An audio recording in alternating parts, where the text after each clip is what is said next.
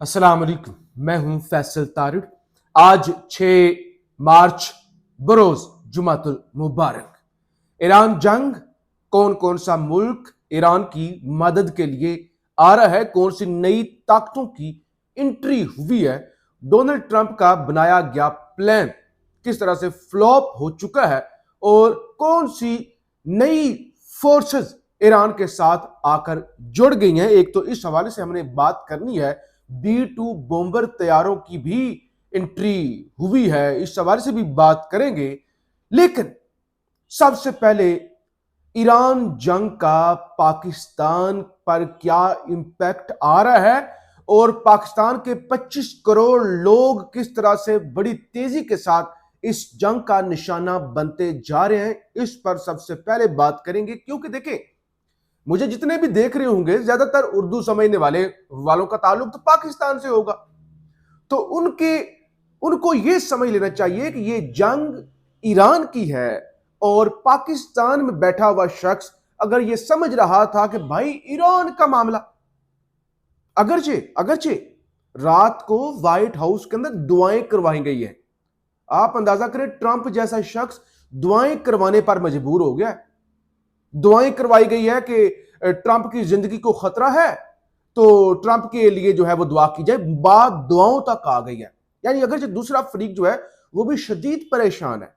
लेकिन पाकिस्तान में अभी मैं सुन रहा था जावेद चौधरी को, सहाफी हैं, उन्होंने कहा कि पाकिस्तान और जो सऊदी अरब का मुआहदा हुआ था उस पर जो है वो सऊदी अरब क्यों नहीं नाराज हुआ। इसलिए नाराज नहीं हुआ क्योंकि वो जो मुआहदा था वो ईरान के खिलाफ था। अमेरिका को पता था, सऊदी अरब को पता था कि ईरान के खिलाफ जंग लगेगी, सऊदी अरब पर अगर हमले हुए तो फिर पाकिस्तान उस एग्रीमेंट के तहत मजबूर होगा कि वो सऊदी अरब के साथ खड़ा हो और वो ईरान के खिलाफ खड़ा हो। तो इसलिए उन्होंने कहा कि किसी ने बुरा नहीं मनाया। तो यानी ये तासुर ये देने की कोशिश हो रही थी कि सऊदी अरब और पाकिस्तान का मुआहदा इस्राइल के हक में है, ईरान के खिलाफ है। बहरहाल तो ये सारी चीजें क्यों हो रही थी कि भाई ईरान जाने, उनका काम जाने, हमारे ऊपर क्या इंपैक्ट आएगा, हमें क्या फर्क पड़ता है। आप जरा सुनिएगा ध्यान से। पहले तो जरा चैनल को जरूर सब्सक्राइब करें और फीडबैक भी जरूर दिया करें, आप इस बारे में क्या ओपिनियन रखते हैं। लेकिन उससे पहले मुल्क में सबसे अहम चीज पेट्रोल ही होती है ना। सारी चीजें जो ट्रैफिक चल रही है, आमदोरफ्त, फैक्ट्रियां चल रही हैं, बिजली चल रही है, हर चीज जदीद दौर के अंदर, लोग मंडियों तक पहुंच रहे हैं, लोग घरों तक पहुंच रहे हैं, आगे ईद आने वाली है तो पेट्रोल, डीजल, ज़रात, हर चीज, खेती बाड़ी, पेट्रोल। एक तो ये है कि पेट्रोल पंप्स वाले कह रहे हैं, और मैं कोई पैनिक नहीं, जो चीजें मेरे सामने हैं, सम टाइम दायरा पैनिक फैल जाता है।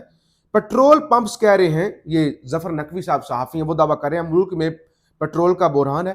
पेट्रोल पंप्स कह रहे हैं सप्लाई बंद हो गई है, हमारे पास 2 दिन का स्टॉक है, 2 दिन का स्टॉक। मैडम चीफ मिनिस्टर जहाज खरीद रही हैं और जफर नकवी साहब कह रहे हैं कि वीआईपी स्क्वाड के अंदर अभी भी 14 गाड़ियों का काफिला है।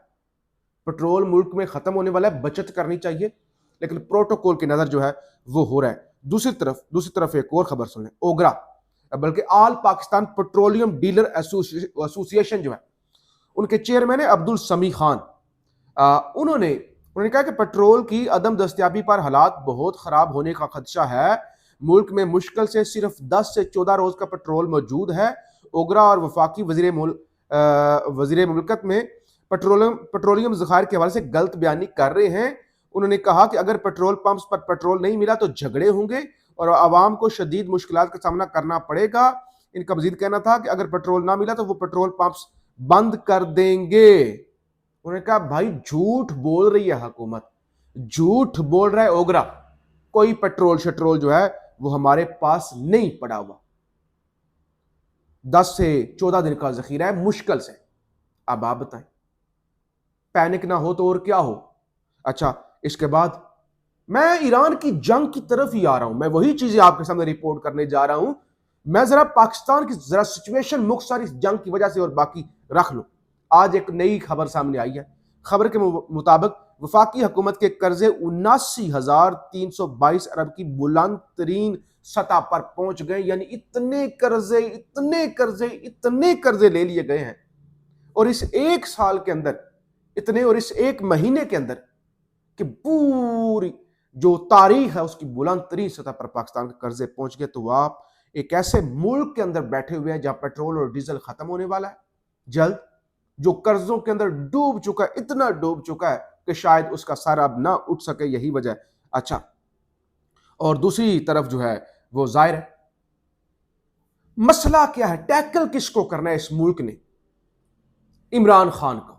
आज भी सुप्रीम कोर्ट के अंदर केस था, कैदी नंबर 804 का, सुप्रीम कोर्ट के 3 रुकनी बेंच ने, जिसकी सरबराह जस्टिस आयशा मलिक थी, उन्होंने समाअत की कि शहबाज शरीफ ने जो हरजाने का केस इमरान खान पर किया हुआ था 10 अरब का, और उस पर हक दिफा खान का ख़त्म किया गया था। तो आज सुप्रीम कोर्ट के अंदर जो शहबाज शरीफ के वकील है राशिद हफीज़, वो पेश ही नहीं हुए, और उनके मावन पेश हुए। कहा हमारे वकील क्योंकि लंदन के अंदर हैं, तो आप जो है वो अगली तारीख दे दें। और बताया गया जी हक दिफा खान का ख़त्म किया गया, खान को गोलियां लगी हुई थी, वो कैसे जो है वो पेश हो सकते। बहरहाल ये तो है पाकिस्तान की मुख्तसर सिचुएशन, जो मैंने कोशिश किया आपको बयान कर दूं कि पाकिस्तान के अंदर आने वाले दिनों में कितनी मुश्किलात बढ़ने जा रही हैं। दहशतगर्दी की अलग से मसाइल हैं, स्कूल अलग से बंद किए जा रहे हैं। अभी तो मैंने अफगानिस्तान वाली जंग का जिक्र ही नहीं किया, अभी तो उस खतरे का जिक्र ही नहीं किया जो ये खुदकश बमबार जो उनका इंपैक्ट आ सकता है। बहरहाल जेर जमीन ठिकानों को ईरान के अंदर, आपको बताया था, वॉल स्ट्रीट जर्नल की खबर भी थी कि जो जेर जमीन ठिकाने हैं ना, मिसाइल क्योंकि बेशुमार ईरान ने जेर जमीन रखे हुए हैं, और इतने हैं वॉल स्ट्रीट जर्नल ने बताया कि आप अंदाजा नहीं कर सकते। अब मंसूबा यह बनाया गया, क्योंकि बात तो अब दुआओं पर आ गई है ना, ट्रंप व्हाइट हाउस में दुआएं करवा रहे हैं कि इन ठिकानों को तबाह किया जाए। इसी सिलसिले में खबर यह कि B-2 बॉम्बर जो तैयारे हैं ना, वही तैयारे जो अमेरिका पहले लेके आया था जून के महीने में, और कहा था हमने न्यूक्लियर फैसिलिटीज जो है ईरान की वो हमने तबाह कर दी। तो अब जेर जमीन ठिकानों को निशाना बनाया जा रहा है, और ढूंढ ढूंढ कर जासूसी की जा रही है, ड्रोन कैमरे इस्तेमाल किए जा रहे हैं, और उस सिलसिले में जो है वो कोशिश यही है। अच्छा, फिर एक और बल्कि बल्कि एक और खबर आ गई है, US B-2 bombers dropped 2000 pound bomb in last time. 2,000 pound के वजनी, यानी बहुत बड़े जो बंकर बस्टर होते हैं, जो जेर जमीन कई सौ फुट तक तबाही मचा देते हैं, वो जो बम है वो अब अमेरिका की जानब से ड्रॉप जो है वो करना शुरू कर दिए हैं। अमेरिका के 72 घंटों में ईरान के 200 अहदाफ पर हमले, 30 से जायद ईरान के बहरी जहाज तबाह करने के दावे भी हो रहे हैं। दूसरी तरफ अमेरिका के जहाज गिर रहे हैं, कुछ कवैत के अंदर आपको बताया था, कुछ ईरान के अंदर, कुछ इराक के अंदर, और अब पायलट्स बसरा के जो ट्राइब्स हैं, बसरा शहर है इराक का, तो उन्होंने पायलट पकड़ लिया। उन्होंने कहा भाई हमें $1 मिलियन दें, क्योंकि हमने आपके पायलट को पकड़ा है, हमने बचाया, यानी उन्हें बंदी बना लिया है। अमेरिका से मुतालबा कि $1 मिलियन आप हमें दें तो हम आपका पायलट जो है वो छोड़ देंगे या आपके हवाले कर देंगे। अच्छा, एक और खबर सुने, एक और खबर सुने। खबर ये है, मनसूबा क्या था। कल इवन डोनाल्ड ट्रंप ने खुद कहा कि अगर मेरा मनसूबा ये है, मैं निगरानी कर रहा हूं कि कुर्दिस्तान वाले जो वो कुर्दिश हैं वो घुस जाए जमीनी तौर पे, और ये बड़ा अच्छा आइडिया है। यानी अब बात वो कुर्दों पर आ गई है कि कुर्दे अमेरिका और बाकियों की, नेटो की और सारी यूरोपीय बदमाशों की जंग लड़ेंगे।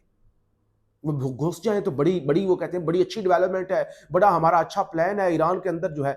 एक तो इराक, पहली खबर, इराक की जानब से और इराक के वजीर दिफा की जानब से कहा गया है ईरान है हमारा पड़ोसी मुल्क, और हम किसी सूरत भी ईरान पर जो है अपनी सरजमीन इस्तेमाल नहीं होने देंगे, खबरदार नहीं होने देंगे। और फिर जो कुर्दिश लीडर हैं अकलीम, उन्होंने कहा है कि हम कभी भी कशीदगी में इजाफे या किसी फौजी तनाजे का हिस्सा नहीं बनेंगे। तो कुर्दों ने भी इनकार कर दिया, इराक भी खड़ा हो गया, और उन्होंने कहा हमारी सारी जमीन नहीं इस्तेमाल होगी। कुर्दों ने भी कहा, कुर्दों के लीडरान ने भी कहा कि नहीं भाई नहीं, हम किसी तनाजे का हिस्सा जो है वो नहीं बनेंगे। जबकि मनसूबा ये है मस्जिद अक्सा पर मिसाइल मारे जाए, ये अमरीकी सहाफ़ी वो दावा कर रहे हैं, और उसका इल्ज़ाम ईरान पर लगाया जाए, और फिर वहां पे अपनी इबादत गाह, वो टेम्पल जो भी है वो तामीर किया जाए। एक तो ये है। फिर अब्बास अराक्ची ने अमरीकी टीवी चैनल को इंटरव्यू दिया, तो अमरीकी सहाफ़ी ने उनसे पूछा कि आपका चाइना और रूस एलाय है, साथी है, इत्तेहादी है, क्या अभी वो इस जंग के अंदर आपकी मदद कर रहे हैं? तो अब्बास अरागची ने कहा they are supporting us practically and otherwise, कि हमें वो प्रैक्टिकली और हर लिहाज से, यानी हर लिहाज से हमारी मदद कर रहे हैं। तो फिर पूछा अमरीकी सहाफी ने कि किस तरह से मदद कर रहे हैं, कैसी मदद कर रहे हैं। और उन्होंने कहा ईरान ने हमारी हमेशा से हमारी रूस ने मदद की है। जंग के दिनों में, इन हालात में हम आपको ये नहीं बता सकते कि किस तरह से मदद कर रहे हैं, लेकिन वो हमारी मदद कर रहे हैं। और इसके साथ साथ जो सुप्रीम लीडर, ईरान के मौजूदा सुप्रीम लीडर यानी जो कायम मुकाम सुप्रीम लीडर हैं, उन्होंने भी कह दिया कि भाई मुज़ाकरात कर रहे थे आयतुल्लाह अली खामनाई ने, और मैं तो, मेरे पास मुज़ाकरात का ना मैंडेट है ना मैं करूंगा, हमें तो सिर्फ मुज़ामत करनी सिखाई गई है और हम वही करेंगे। और डोनाल्ड ट्रंप की जानब से कहा गया है कि अगर आयतुल्लाह का बेटा उनको सुप्रीम लीडर बनाया जाता है तो वो सुप्रीम लीडर हमारे लिए काबिल कबूल नहीं होंगे। फिर शमाली कोरिया जो तीसरा मुल्क है वो मैदान में आया है कि हम ईरान को हर तरह की मदद फराम करने के लिए तैयार है। उनका ईरान हुक्म करे, हमारे पास भी हर तरह के मिसाइल मौजूद हैं और हम हर तरह से ईरान की मदद करेंगे। हमें किसी से कोई, ना हम डरते हैं और ना ही किसी तरह की हमें परवाह है। तो ये जनाब सूरत हाल है। और रात को क्योंकि वी लोग लंबा हो रहा है, रात को IRGC नेवी की जानब से दावा किया कि मुतअद्दिद हमले इब्राहिम लिंकन जो एयरक्राफ्ट कैरियर है जो ईरान से तकरीबन तकरीबन जो है वो 1000 किलोमीटर, बाज़ औक़ात वो करीब आ जाता है और बाज़ औक़ात दूर चला जाता है, उस पर हमले जो है वो किए गए हैं। तो मुसलसल हमले किए जा रहे हैं। पाकिस्तान के अंदर अलग ही मिसाइल है, कोशिश होती है कि अलग से पाकिस्तान पर वीडियो की जाए, लेकिन इन हालात के अंदर खबरें इतनी हैं। मरियम नवाज ने जो जहाज़ खरीदा है, बताया जा रहा है 32,000 एक पायलट की तनख्वाह होगी, $38,000 दूसरे पायलट की तनख्वाह होगी। तो पाकिस्तान जहां पे तेल खत्म हो रहा है, चेयरमैन नज़ीर भट्ट साहब, वो कल जो आपको बताया था नैब तरामीम हो गई हैं, रातों रात नोटिफिकेशन हो गया है, एक्सटेंशन हो गई है और भट्ट साहब को 3 साल की तोसी दे दी गई है। उनकी ग्रां कदर खिदमात जो थी उनको मलहूज़े खातर रखते हुए बहरहाल जंग फैलती जा रही है, नई ताकतों की एंट्री हो रही है। अभी कोई पता नहीं ये कब जंग खत्म होगी, कब ये एनर्जी का सप्लाई और वो सारी चीज़ें शुरू होगी, लेकिन पाकिस्तान के अंदर एक्सटेंशन ज़रूरी है, प्रोटोकॉल ज़रूरी है और VIP जहाज़ उड़ाना ज़रूरी है। अवाम जाए भाड़ में। फीडबैक ज़रूर दीजिएगा। पाकिस्तान जिंदाबाद।